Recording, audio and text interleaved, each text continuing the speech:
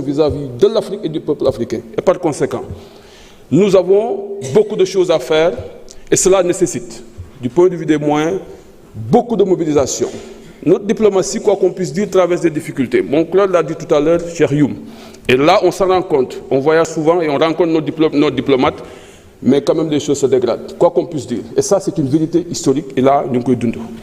soxla nañu ay moyens parce que rang boobu du ay charge, c'est de l'investissement. Parce que Sénégal dafa am lu mu war a jouer ci àdduna man dama jàpp ne dañu am mission boobu nag pour ñu mën ko jouer il va falloir que ñu mobiliser ay moyens parce que àdduna bi foofu la toll nekkatul ci ay gérer yi nii non da ngay am objectif au plan stratégique mobiliser des moyens dox ci ak ko indi ko dugal ko sa réew pour mën a yëkkati sa réew et je pense que là am nañ ci rôle bu ñu jouer. Le monde, l'humanité est menacée par deux choses fondamentalement: les changements climatiques qui menacent l'humanité et la Terre qui est la planète bi nga xam moom la ñu suñu borom choisiral, mais aussi ce qu'on appelle l'intelligence artificielle. Donc par conséquent ces menaces là bu fekkee ni dafa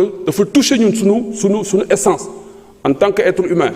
te yàlla indi ñu fii pour ñu représenter ko mu yóbbu ñu ci planète boo xamante moom la tànn ci planète yi mu gën a baax ci planète mu indi ñu fi ñu dem ba menacé wu jàpp naa ne Sénégal war na jóg au regard de ce que nous avons compris et ce que nous avons toujours fait pour l'humanité. Et par conséquent jàpp naa ne am na lu ñu ci war a jouer, il faut mobiliser les moyens pour ça, monsieur le ministre. am nañ ci yaakaar ci yow parce que yow xam nga suñu doctrine diplomatie du activisme. Diplomatie moo boo wax rek am na lu mu jouer, acte boo teg rek am na lu mu la war a mën indil en termes de résultats et am na lu mu la mën a yàqal aussi. Par conséquent am nañ yaakaar ci yow. Et de ce point de vue je voudrais aussi rendre hommage aux Sénégalais de l'extérieur parce que ñooñu jàpp naa ne bu dul woon ñoom mën na ñaaw ci seen contribution bi ñuy indil Sénégal ci li nga xamante ni tey jii tissu social bi tey bu désintégré wul yàquwul trop man jàpp naa ni Sénégalais de l'extérieur yi tey jii kër yu bari ñoom ñoo leen tey kon ñooñu ñun dañ leen amal njukkal ñooñu dañ leen amal ñaan ñooñu dañ leen amal yërmande ñooñu dañ leen amal taxawu ci lépp lu ñu soxla parce que c'est de l'investissement aussi, c'est une forme de reconnaissance vis-à-vis de leur contribution pour leur pays. ñii nga gis ñuy dem ñëpp pour dem bëgguñu dara lu dul tekki dimbali seen ay mbokk koo ci wax ma ne dama bëgg a yóbbu sama yaay maa ko dama bëgg ni kon ñooñu bu ñu leen jàppale suñu bopp lañ jàppale. Et beneen bi ci topp monsieur le ministre mooy les Sénégalais qui sont dans des difficultés au niveau des prisons, les Sénégalais qui sont en détresse dans le désert. Et jàpp naa ne loolu du point de vue de notre engagement panafricain war nañ mën a poser le débat au niveau de l'Union africaine pour que aussi mënuñu ñu wax nañu dem unité, mënuñu ñu wax ne on va faire vers la ZLECAf, mënuñu wax loolu ba pare nag dans le désert ici des pays africains di traiter nit ñi comme ay esclaves kooku kenn mënu la ci respecté amul benn pays européen wala benn nit ku weex bu lay respecté pour la gisee ngay traité sa moroomu nit ku ñuul nga koy def comme esclave. Et jàpp naa ne loolu aussi war nañ ci mën a jouer rôle parce que Sénégal jàpp naa ne man Tafsir li ma gëm mooy àdduna bii tey fi mu toll nii gars yi di gën remettre en cause le multilatéralisme di def di benn repli vers ñoom ñun am na rôle bu ñu war a mën a jouer pour nga loolu mën dox te loolu am nañ yéen ci yéen yaakaar. Maintenant question yi mu am rek mooy sur la mission des Nations Unies tabax nañ ko mu ngi fii jàpp naa ne investissement bi ñu ci def bari na am na problème bëgg naa aussi soo ci amee explication nga leeral ñu ko. Sur la représentation bi nga xam ni au plan diplomatique yi nekk fii au Sénégal bëgg naa xam ni mu toll et puis qualité ñi fa nekk seen statut est-ce que c'est des diplomates de carrière moo ci ëpp ou bien c'est ñi nga xamante ni beneen statut la ñu am. Alors sur le pèlerinage am na ku ci wax sànq monsieur le ministre le pèlerinage est un acte de foi, c'est un pilier de l'islam. Cher bi mu cher man jàpp nañ Tafsir ce n'est pas normal, on ne doit pas faire du commerce avec le pèlerinage. du Makka lañ ko war a defee du Sénégal lañ ko war a defee parce que loolu suñu borom moo ko dogal ci téere bi dañ ko war a def jullit yëpp ko war a def war nañ wax ak waa Arabie Saoudite parce que pour man la Mecque même du point de vue de son statut on doit revoir le statut de la Mecque pour en faire une ville internationale. Je vous remercie. Merci beaucoup honorable. Madame Ndeye Nda Thiam, vous avez la parole. Lamine Faye se prépare.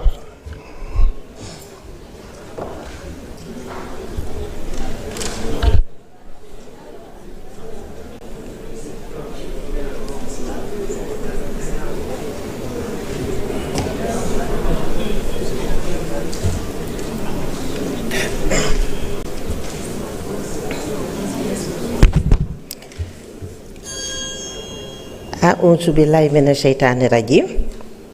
Bismillahirrahmanirrahim. Alhamdulillahi rabbil alamin. Monsieur le Président, ñu ngi lay nuyu di kontaan tey ngeen ngi neew am na ndam sama dëkku maam bu leen mer. Monsieur le ministre de l'intégration, ñu ngi lay nuyu di la dalal yaag sa équipe bi yëpp macha allah monsieur Chérif ñu ngi lay nuyu Diouf maman Marie ñu ngi lay ziar chers collègues ñu ngi leen di ziar administration maa ngi leen di nuyu la presse maa ngi leen di nuyu mbaa nuyu naa ñëpp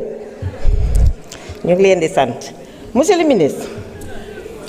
man tey sama intervention dama ciy wax ci le remplacement des permis de conduire sénégalais par des permis de conduire français loolu dañu ci jaaxle ndax pratiquement temps yi loolu ce n'est plus possible te par contre le contraire se produit ñu ngi gis ne les permis de conduire français dafay circuler bu baax fii au Sénégal te dara du leen inquiéter kon nag foofu dañuy jàpp ne comme danoo nekk ci l'ère de jubal jubbanti bi loolu monsieur le ministre dañ lay wax yàgg sa équipe bi ngeen gaaw ko jubbanti balaa daray xew beneen bi ci des c'est par rapport ak passeport ci consul Paris nee nañu saa yu ñu fay dem dinañ leen wax manquement de talon ba maanaam dinañ leen sànni sax par des mois loolu nag ñu ngi am yaakaar parce que ku jóg wax ci sa liggéey sa farlu ak fi la jëlee confiance bi président Diomaye am ak sunu premier ministre ba teg la fii am nañu yaakaar ne waa diaspora seen problème day taxaw dañ koy régler dañ koy yaakaar ci yow ak sunu frère bi nga ci àndal ndax nag damay rendre sax hommage nag vraiment waa diaspora ci par le canal de la présidente de la commission diaspora des affaires étrangères dañ leen di jaajëfal ak sunu collègue yi fiy jógee diaspora dañu bokk ci ñoo xam ne dañoo njëkk a comprendre le projet njëkk a accepter te jàppale nu ci projet bi li naan nag picc ngi ci kaw waaye xel maa nga ci suuf lu nu nekk bitum réew seen xel a ngi fii ci Sénégal kon nag ñun en retour monsieur le ministre da ngay nekk sunu trait d'union ak ñoom jàppale leen ba kenn bu mu ci jooyete dara am dara lu ko naqadi loolu mën nga du koo defalam monsieur le ministre dinañu kontaan ci yow ñu ngi leen di jaajëfal wasalaam merci beaucoup honorable Lamine Faye vous avez la parole. Honorable Younoussa Sissoko se prépare.